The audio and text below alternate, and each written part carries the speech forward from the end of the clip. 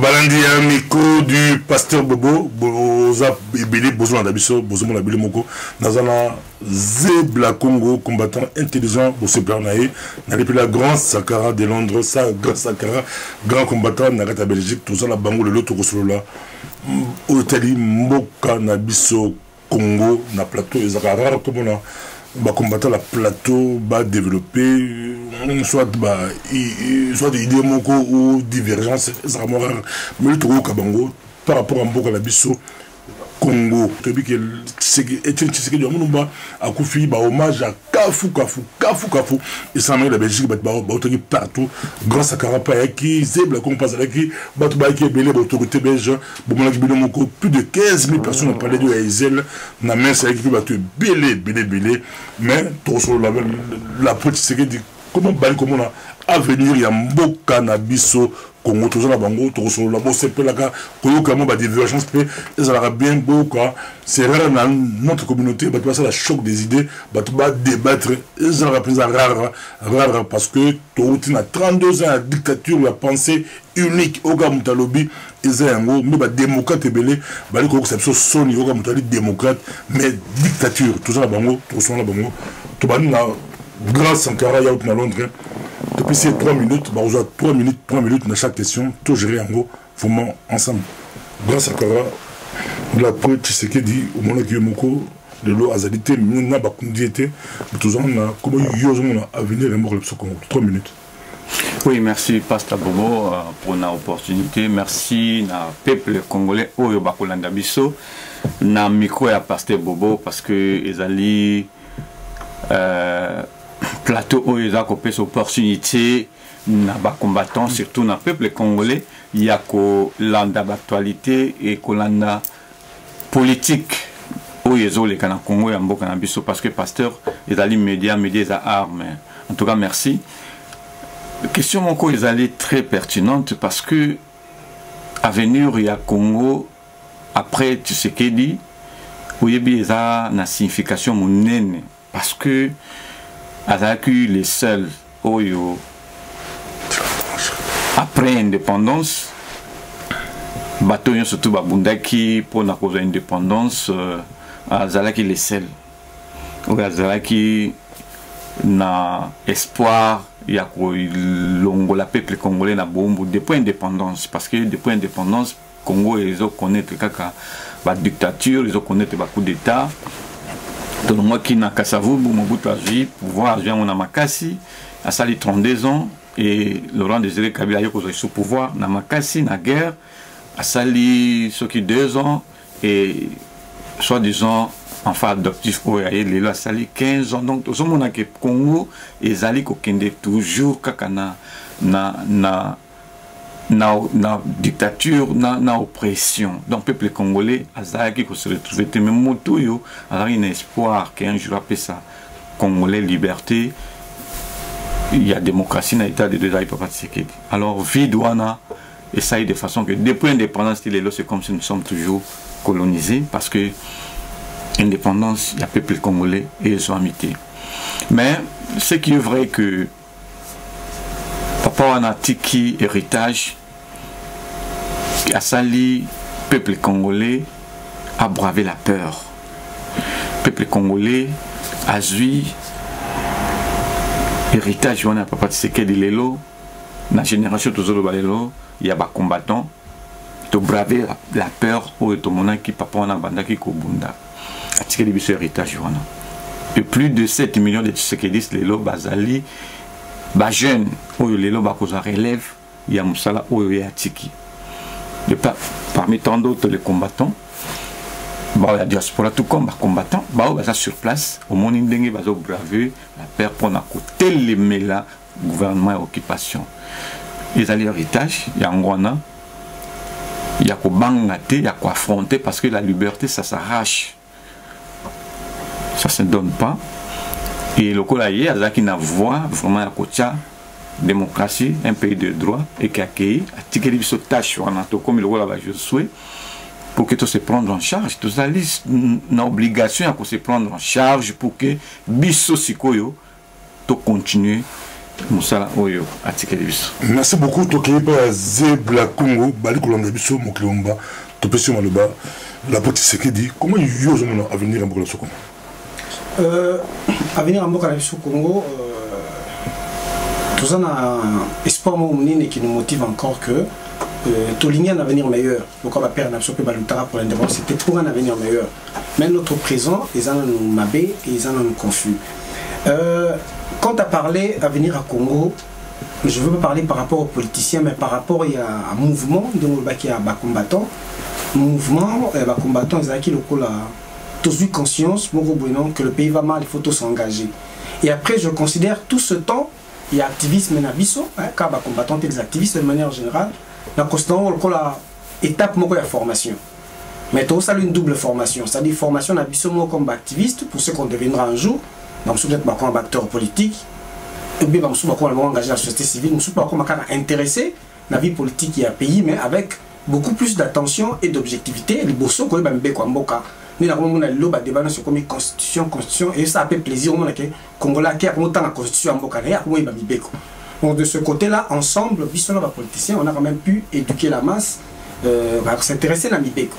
Et par la suite, il faut se dire que formation, c'est vrai que la formation est perpétuelle. Mais formation classique, le rôle de la classe, c'est à la limite. À un moment donné, formation est si là. La formation, c'est aussi là de deux sortes. On va réussir, on va échouer. Et on va réussir.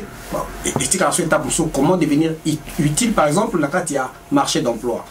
Les lots, bisso, formation, activisme, on se préparer. Ce qui est sili, tokoma, banani, so tokoma batteur. Il faut tout ça important. Quand je dis important, ça dit il faut tout dans la porteur, il y a un bon projet, porteur, il y a changement. Mais pour tout ça, il y a un vrai changement. Pour tout ça, il y a bilan.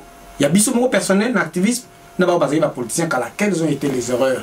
Côté Nini, échouaki, et pourquoi échouaki. Et après, tout en ango, tout qu'on a apporté la solution. Et puis, il faudrait comment on va éduquer masse population congolaise. Et dans ce cas, comme l'a dit, mouvement là va combattre ça qui mouvement, ils ont groupé. Va confondre un groupe à combattre ça groupé. Na quand il va grouper ça qui est belé. Un groupe à réflexion zali, un groupe à journaliste bazali, groupe à juriste zali et mutua et comment se situer. Et puis image on est à combattant zali ba beta rabatu, ba officiel non ezaki mauvaise image, mais malheureusement internet na YouTube et rendable ce service pour nous montrer cette vidéo na ya fingi batu actuellement à l'obarami ba combien porte parole ba combattant pourtant en ce moment on tourner ça rabienté au niveau intellectuel na zali bas. Donc maintenant il faudrait qu'on échange plus dans nos différents groupes pour toute la population congolaise que tous les peu victimes, il y a mauvaise représentativité à la diaspora de manière générale. Pour ce temps, il y a beaucoup de quoi vendre tout le monde que les Congolais sont belés, mais ceux qui ont peut-être pris les études au sérieux, qui est image de la communauté congolaise de la diaspora, qui est réduite, vraiment plus de conscience dans le temps bien et un avenir meilleur. Bon, on peut pas apporter un jour, et là, on a commandé tout le monde à jouer à Bakola, on a créé le donc, tout ça, un peu plus que dans le domaine sportif. Zebla, grâce à Kara Hollandi, Zebla Congo, sur la Congo, au Golbaki, aux Adako, on a eu des Congo, au Golblango, mais tu peux sur un c'est Congo, ils ont toujours sous occupation pour bien m'aller, pour défendre thèse à Congo sous occupation, Congo, pays occupé. C'est il le Congo, ils ont sous occupation. La personne m'a dit, on rebondit, les caméras lobby, mon cœur là-bas. Et puis, question, c'est comment la personne est toujours sous occupation. Si c'est oui, comment? Sinon, comment? Tu peux se demander. Oui, merci, Pasteur Bobo. Oui, on a rebondi, mon cœur, Blaise, parce qu'il a pointé le moment déjà important, et qui est très pratiquement la situation de combattant. Un combat et un combattant, mais moi je voulais juste parler sur l'avenir des Congolais en général après Tshisekedi. Et compte tenu de la situation des combattants, on a raison qu'on amplifie moi parce que les combats et les combattants, ils ont combat idéologie, ils ont inspiration et ils ont qui préparer aussi pour nous relève. Il y a la génération, il y a papa Nabiso, il va échouer. Batikele biso héritage ya Congo te, batikele biso ba guerre bitumba et voir ba ekotikela biso sous occupation. Yango Congo na ko biso kezali sous occupation. Sous occupation parce que Laurent Désiré Kabila a libéré ki ba Congolais te mais ayelaki biso ba Rwandais et papa Tshisekedi alobaki que non bopesa biso facture ya bato baye na yo pour que tofuta bango bazonga epa na bango parce que bazalaki bapaya. Mais Laurent Désiré Kabila azalaki otage ya ba Rwandais, azalaki en otage pour que baya kobenga Mobutu na mission oyo batiaki en place na Grand Lac na ila Bill Clinton pour na envahir Congo. Yango moni lelo Congo na biso ezali na occupation rwandaise et ougandaise. Nde lelo peuple congolais ezali massacré, exterminé, violé ba maman na biso na est et tout ça. Yango pesa ki ba combattant révolte de l'étranger, révolution na pays mingi na monde, révolution ba congolais ba sali à travers la diaspora, à travers le monde de Salamate. Ils allaient premier dans l'histoire que le peuple monde va faire la révolution partout dans le monde pour Namboka na Bango. Voilà pourquoi le mouvement va combattre Botama qui pour dénoncer ce que les autres ne voulaient pas dire très haut dans ma média, Banolo Belamote. C'est bien comme on a d'accord, on a grand Sakara, et puis, nous, que c'est pas naïo, notre Congo, ils sont sous occupation. Oui, ou vrai.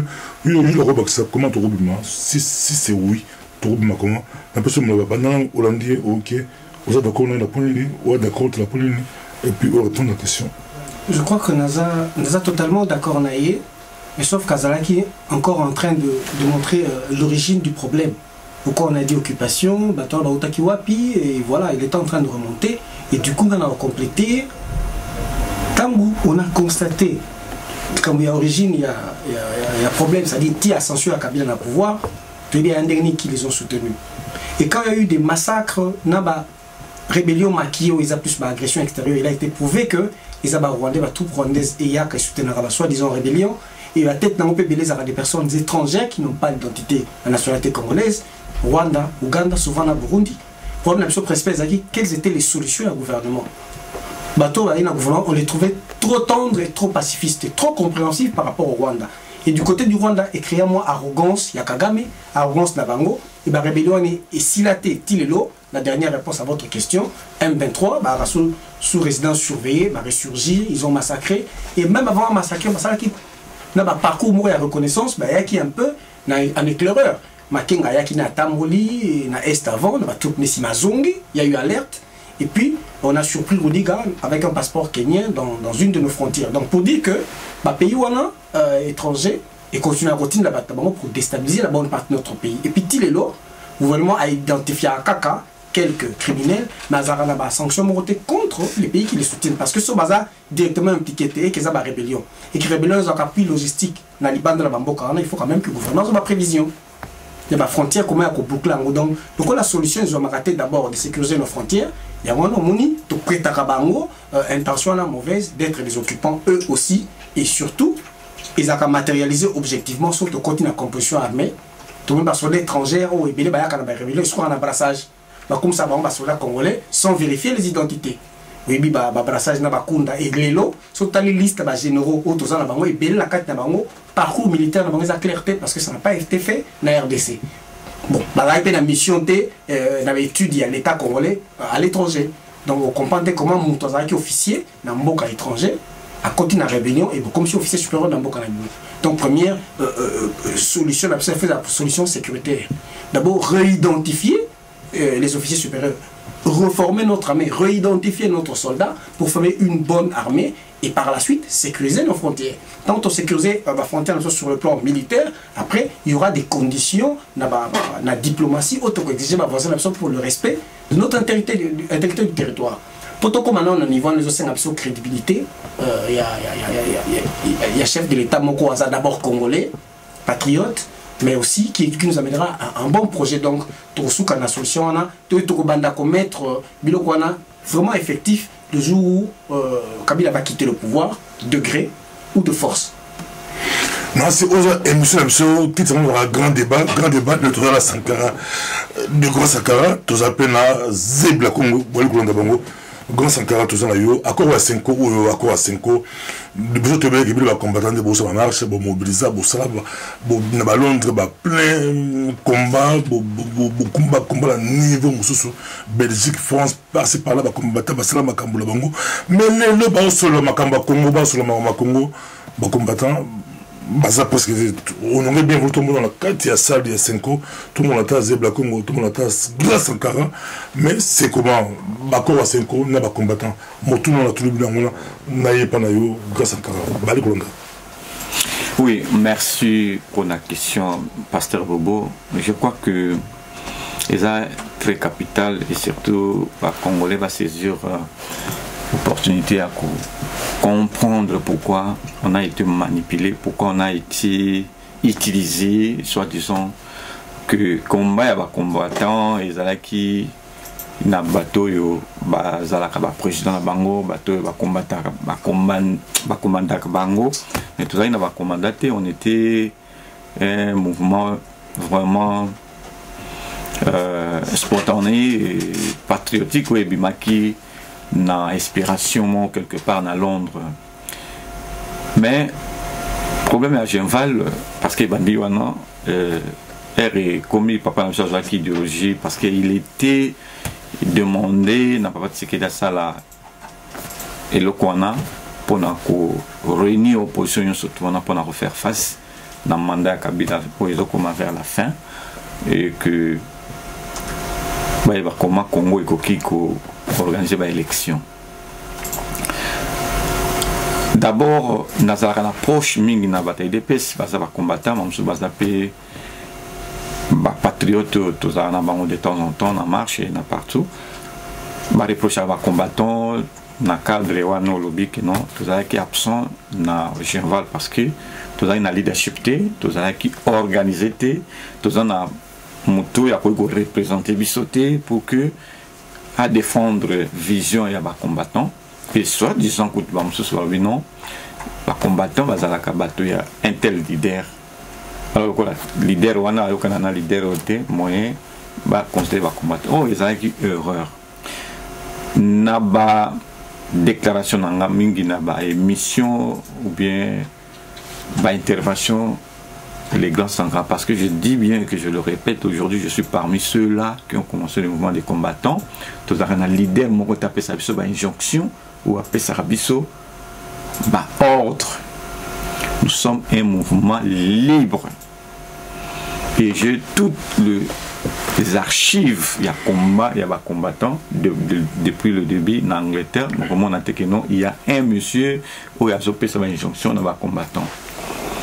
Il y a une place où on a confusion et côté qui que non voilà il faut trouver les leaders à combattants avant quoi associer les combattants bah ça a leader mon et tout ça il y a un moment qui besoin qui et le qu'on a au sérieux pour que bah consulter quand même la représentation à combattants tous ça nous sommes partout dans le monde hein tout est bipé que mouvement tel les a et fonctionnera boué si on n'a pas voulu il y a cocha individu mon quoi à la tête il y a un mouvement de combattants parce que place on des balinga qui connaît qui est à la base il y a un mouvement là pour que corrompre parce que je t'informe pasteur Bobo tant de mwamba na qui na 3 millions de dollars en Angleterre et puis à l'oba yango ba chef ezali ngana zanango que non aye na mission ya chef de l'état pour na ko silisa mouvement il y a ba combattant tant que ba bandi banini tout ça et les loso qui tozala na mutu moko azala ki chef o ya biso ba ko pesa mbongo wana mais les loso qui mouvement combattant ils ko continuer ya ko exister tout simplement parce que nous n'avons pas un chef nous sommes organisés dans ba mouvement na biso pour que to continuer combat na biso na sens wana alors papa Nabiso, au côté Gabiso, là qui a une information en entier, il faut que le chef Nabiso ne soit pas combattant pour que à représenter Biso dans Genval. Mais on ne pouvait pas faire ça. Il fallait que ça, la consultation, a intéressé quand même que non. J'ai des enfants ici au Bazoko Bunda, na diaspora, et comment nakoki contacter bango akoki kozwa information par Félix parce que Félix a eu mode opératoire comment nous fonctionnons et à partir de là, pays, na baninga kokaki kozwa ta 2 délégués, 3 délégués va représenter biso. Voir ici na Belgique, Genval wana zo salama, na monaki babi balokuna et puis Dano Kabouya et tout ça va kenir lokolo va visiteur. Mais pourquoi et le connaît salama quitter parce que croyant que tout ça un chef moko ba combattant. Voilà et aurait bandaki ndengo. Ya on a tout se retrouver quitter na katia ba table on a négociation. Mais enfin, je ne sais pas, les individus comme Jean-Emmanuel Ilunga, comme tout le Bababilo, parce qu'il y a un parti politique fictif, parce que ça n'existe pas ici, à la diaspora. Mais Bazaraki dans Géval, aujourd'hui, il y a un vice-ministre, il y a Congolais, il y a diaspora. Tout ça, il y a qui peut-être manque d'information, alors manque en considération, ou manque de sérieuxité par l'abissement combattant, mais nous sommes vraiment une force. Les combattants, nous avons une force spirituelle aussi, Pasteur Bobo, parce que ça n'a jamais existé dans le monde, que non. Et là, comment que bandit était seul en Angleterre et embrassé le monde entier. Tu vois. Et voilà, aujourd'hui, les gens commencent à réaliser que c'est une force. Mais ce n'est pas encore tard, hein. On peut toujours... Moi, j'ai des contacts avec les gens de l'IDP. Il faut tous en avoir en contact. Et quand je dis Félix, parce que c'est un combattant, l'IDP c'est Tikali, parce que ça, la Congrès n'a pas la cuisine intérieure, interne, mais la personne, la chef de la délégation, il y a pour parler, il y a corona, c'est Félix, c'est chef de la délégation. Et il y a mieux placé à Kouéba, combat, combattant. Et on s'adresse à lui, que non, combat, diaspora, combat, combattant. Et Zali, vraiment incontournable. Et sécurité Mobimba Makamon, ce sont des combattants. Je crois que nous allons ce sont des combattants. Mais comment on néglige force on a combattant, il y a des combattants tous en ango. On néglige en côté, bah comprendre que non, tous en a besoin d'abord bisomoko tous s'organiser et puis Tokutanana leader en fait chef de la délégation ou à sana Katia pour parler wana tout sur l'anaï et que je crois que la résolution dans ma camion surtout les attards parce que toujours ça la combat d'ensemble combat il y a combattre la combat il y a peuple congolais nous sommes le policier du peuple toujours bunda pona peuple congolais et les lots Genval opposant na bazo bunda pona peuple congolais donc tout ça combat moko na éviter pourquoi bakoki comment c'est comme si combat na biso na bango est différent non tout ça na combat moko alors nous sommes obligés il y a quoi intégrer combat il y a peuple congolais na ba pour parler nous surtout que les Kanakatia Congo babi respect na la diaspora a un grand débat tout élevé débat tout match débat l'écolo tout que pas zibla Congo balikota na yo balikolanda yo à cause de la 5 on aurait bien voulu mais on n'a pas compris est-ce que combat Koufi même question, les combattants, Bazate Nakati, Bakor, il y a 5 ans, le petit souris structure, monsieur Rosala, un bateau Bayak, sans grâce à Karala, à l'objet, il remonte bien, après c'est Emmanuel Ilunga. À ça, peut-être un petit peu. Vous avez un poste de diplôme, tout le monde, mais vous avez un peu il y a créé carrément parti, il y a bien un parti effectif, mais comme ce bazar, on a limité que bon, tu es yémo à Goloba, c'est pas il a 1000 membres de parti, tu éviter, mais il va jouer pour aller la partie politique, à un vice-ministre, bien pour la structure, bateau bobo, nagabo mobilisé bateau, vous en dites pas. On peut se mettre là-bas, d'accord à 5 ans, on a pas combattant.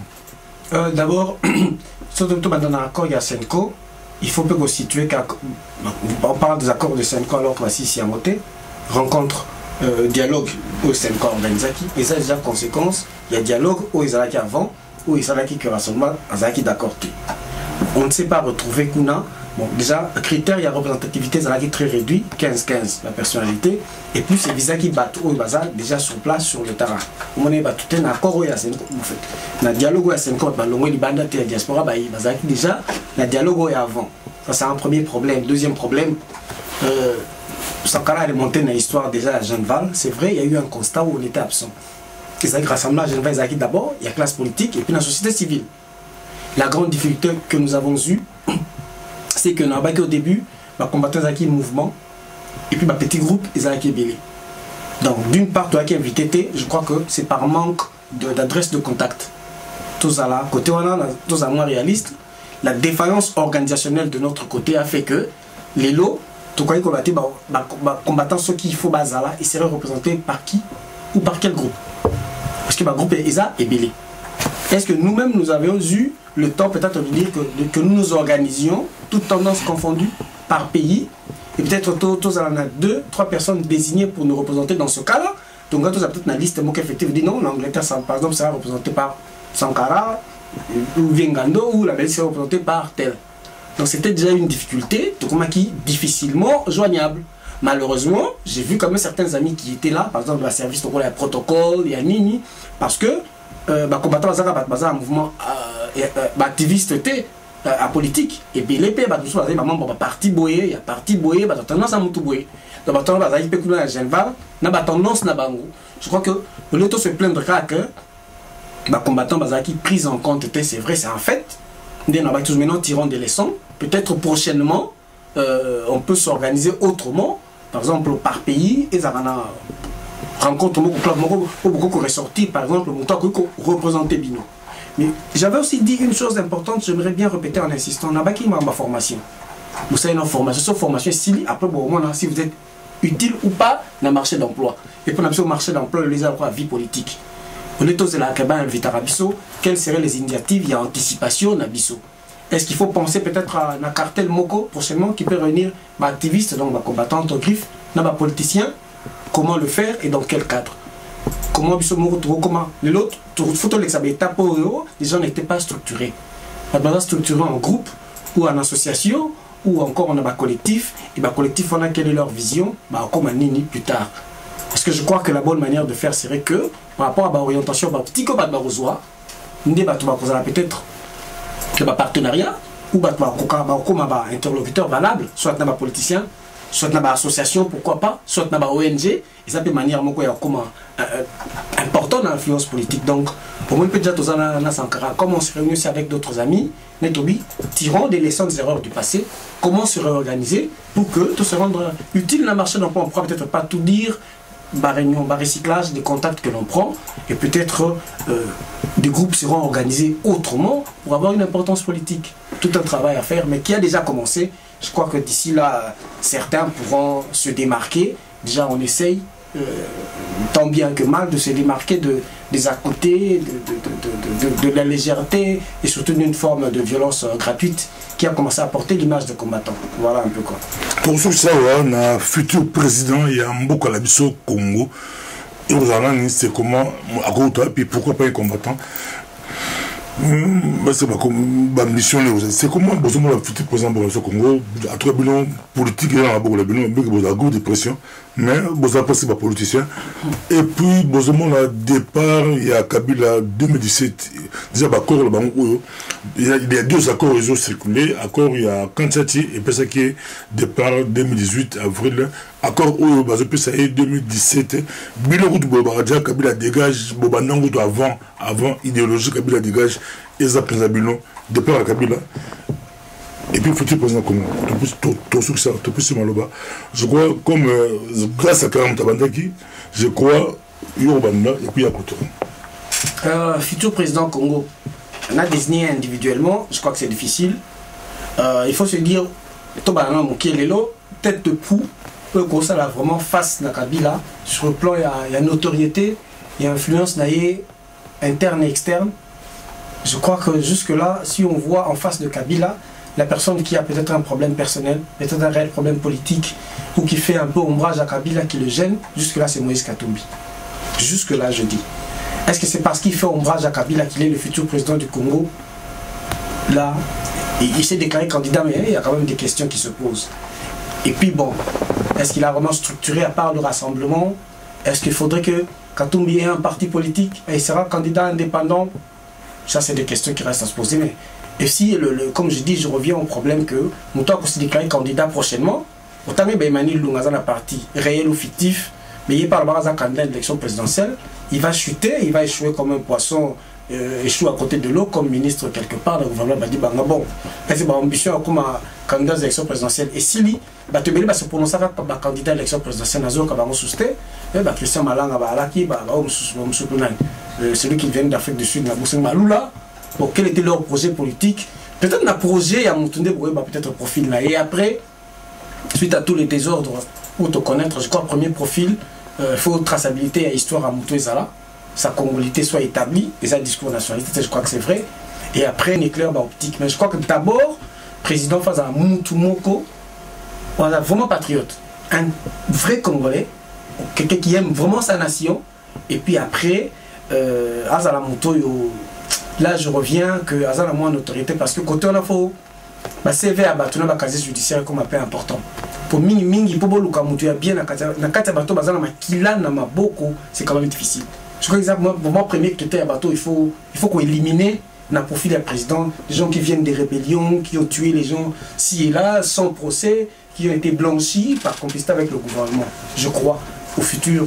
Et après, bon, chacun verra par rapport à base naïe, à parti naïe ou partenariat à parti, comment il peut être un candidat. Mais moi, d'abord, tout Congolais compétent, tout Congolais intelligent, tout Congolais consciencieux et patriote peut être candidat. Voilà. Grâce à Kara, tu peux sur Maloba, Bali, Kolandayo, bien que le au lobité 2017, mais au Kabila de 2017, petit président Congo, tu peux sur Maloba, Balabanda. Oui, merci, Pasteur Bobo. Je crois que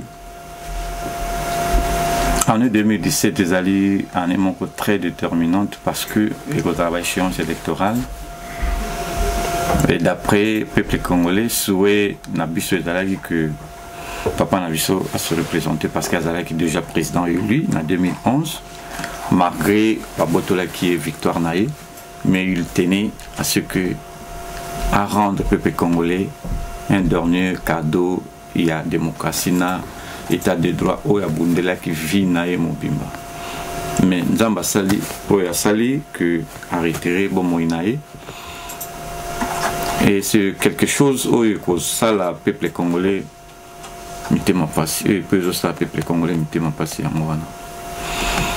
mais la réalité en face, vraiment, ils allaient autre. Parce que, pour le moment, tout s'est voilé la face comme Blaise Kamauti Koloba Awa. Tous allaient dans le moteur à faire ombrage ça là moi mouké pas bouton na un poster ils allaient Moïse Katumbi contenu il y a capacité à zanango il y a pas contact naé na cahier de charge au carnet d'adresse excusez-moi au zanango et na lobby naé attend que citoyen aussi juif, Azali n'a pas contact parce que les juifs dirigent le monde, Azali n'a pas lobby ou ils ont pour soutenir. Tout le monde est là comme côté Pasteur Bobo, quand on va gagner qui va élection mais ce qui est là, Azali qui président en 2011, Azali qui va lobby étranger ou Simba qui y est pour que Pesaye des sous chance il y a qu'à continuer diriger mon cannabis donc ils allaient maintenant lobby et quand ils allaient dans le lobby où ils vont soutenir il y a ceux qui a la déclaration à cause à la président candidat président de la République 2017 parce qu'il y a que Azali capable parce que là on n'a pas de moyen pour battre campagne et Sali moi CV Naye en tant que gouverneur il y a province il y a Katanga et Azali qui a la tête Azali jusqu'à présent, équipe où Sali histoire, équipe football, Azali populaire d'un côté à Katanga et surtout, na bateau baebi ko soutenir football. Donc Asana et moi base. Bien sûr que parti politique, il y a moi sali et il y a une note, mais Asana va parti politique où ils ont soutenu donc le quoi va PPRD, Kabila, ça la PPRD, mais PPRD, il va être publicité comme autorité morale et Asana va parti politique, n'ingwana bazana comment plateforme utiko bima awa oyo ba Délice Sanga bazali Naba Frank Diongo et de soutenir Moïse Katumbi. G7 et de soutenir Moïse Katumbi. C'est pour dire que non, Azad déjà n'a pas tout, Bazali ko soutenir. Il y a aussi un autre parti politique, si Katumbi, c'est aussi comme la diaspora, Awa, Oyo, Bazali ko soutenir. Et l'absence de Papa Nabiso, je crois que faut s'attendre dans les locaux. Il y a un yoga qui dans l'interview moko tout ça qui n'a autant que il faut pas réviser la constitution parce que constitutionnellement parlant Moïse Katumbi a la président Congo parce que par origine n'a les appels douteuse alors il faut total comment question on a et cause à la résolue mais pour moi ils ont un mal nécessaire dans minute où tout ça devant occupation tout ça devant occupation tout ça on a besoin de moto yo Azan amour ya Congo, où Azan a moins, où ya koki ko tient à disposition, il y a pays pour que toi arracher beaucoup beaucoup ya occupant. Alors pour la cochité, n'a coupé ça un message dans le peuple congolais, tout se préparer à conséquence parce que les occidentaux, à peine où ya bango agenda. Il y a des Congolais Zalaka Nango, il y a Bango P et Zalaka. Mais d'après l'analyse de Sali, il n'a montré que les Occidentaux va Sali va Bango plan, où il y a que Katumbi Rozalana, président du Congo. Et IDP, c'est ça très populaire dans le Congo, va gagner le Parlement. Et Félix Tshisekedi a Premier ministre en 2017, si seulement si l'élection est causale. Wana ezali banalize ngai na sali mais avantage na biso ba peuple congolais et surtout na ba combat oyo biso tout ça parce que Congo ya lobby kozala oyo ya leloti kozala respect à constitution respect à la texte et ko pesa biso courage qui a comme la nouvelle génération la nouvelle génération baza toute la génération moko ba Félix toute la génération moko oyo ke lelo et pesa opportunité na ba combattant o baza na vision politique o baza na ba ambition pour que tokotana na katia ya scène politique pourquoi pas kozala ndenge ya utikolo ba kozala représentatif na combat na biso to mener de l'étranger pour que tokoma na Congo à travers arrangement parce que les lots motumo ko gagner ba élection et mon côté hein Moïse wana azana bato presque na Congo mobima ba parti politique wana ba représentation ba groupuscule wana baza de partout na Congo donc akozala na mon côté ngai moko mutu na ngai ba élection bien non akozala toujours na majorité moko boye oyo biso pe toko participer légalement pour na voix ya peuple congolais voix ya ba combattants ils ont un parlement, ils ont un service, surtout et surtout, Blaise a été soulevé la sécurité et moi j'insiste beaucoup dans ma capitale sécurité. Merci beaucoup Zéblaton, merci beaucoup grâce encore. Merci, merci. Ils ont un grand débat, Boulandi grand débat. Peut-être Zéblaton, une minute à jouer, une minute. Juste une minute. Et donc on va quitter au bas. Juste une minute, d'accord, que 2017, Kabila ne partira pas. Parce qu'il n'a pas l'intention de partir. Et 2017, avant de commencer à la fin, comment se fera confrontation à l'agenda sans carrément manquer. Agenda, d'abord il y a majorité. Agenda, il y a opposition et rassemblement. Quand je dis agenda, c'est-à-dire agenda officiel, n'a pas agenda caché, mais aussi les agendas de ce qu'on appelle les influences extérieures. Mais quand je parle plus de l'opposition, le rassemblement, comment on peut conjuguer nos efforts pour avoir un plan de réserve. Je dis un plan de réserve au cas où Kabila n'est pas. Un plan B. Ça, c'est, je ne parle pas seulement plan B, mais quand expression à dépôt parce que tu y que à aucun été. Mais dans ce cas, que faire? Autant se plaindre. Merci beaucoup, Nancy. Avant, grâce à ce moment-là, tu as un babino sur ce peut-être trop, tu as un babino sur grand débat, dans le micro du pasteur Bobo. Merci de tout le monde prochainement. Merci à tout le monde. Merci. Au revoir.